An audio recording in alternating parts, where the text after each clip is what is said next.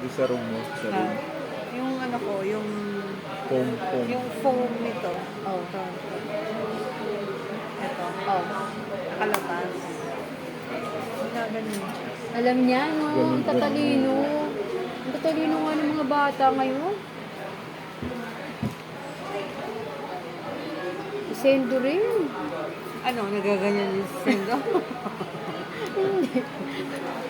Alam niya yung mga bagay-bagay kung saan ginagamit. Ang galing nila, no? Yung kotse niyo, hindi na nag-ano. Actually, nung Inaayos. last... Benta niyo na lang kaya, sayang. Inaayos. Inaayos, oo. Nung last week, Hindi tatakbo, lalo masisira yun. last Inaayos week, nga din. pinaayos namin yung preno. Oh. Ngayon, okay na daw yung preno. Yung carburetor naman. Pupugak-pugak. Ang dami na. Ay, nako. Sabi nung, pinapapuntahan uli namin sa kuya ni Ber para malinis yung carburetor. Oh. Tapos kinabit na nila yung gulong. So, sana konti na lang para mapaandar. Pero, okay Oo. pa naman yung makina. Okay pa.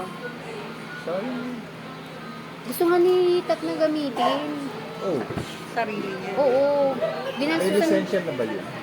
Oo, nawala nung birthday niya yung wallet. Yun nga, hinahanap niya. May Ewan ko. lisensya? Hindi magpaano na lang siya.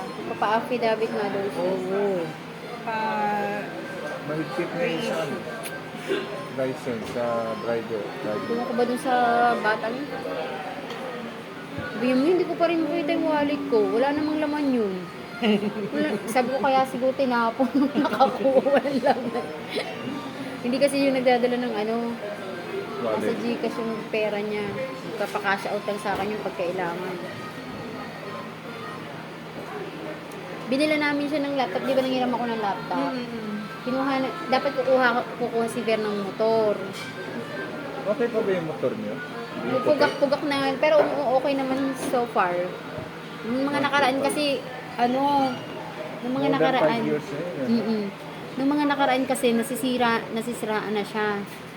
So, nagplano kami kumuha. Bigla namang mag-OJT itong tato. Kailangan ng laptop. So laptop na yun. Laptop na muna.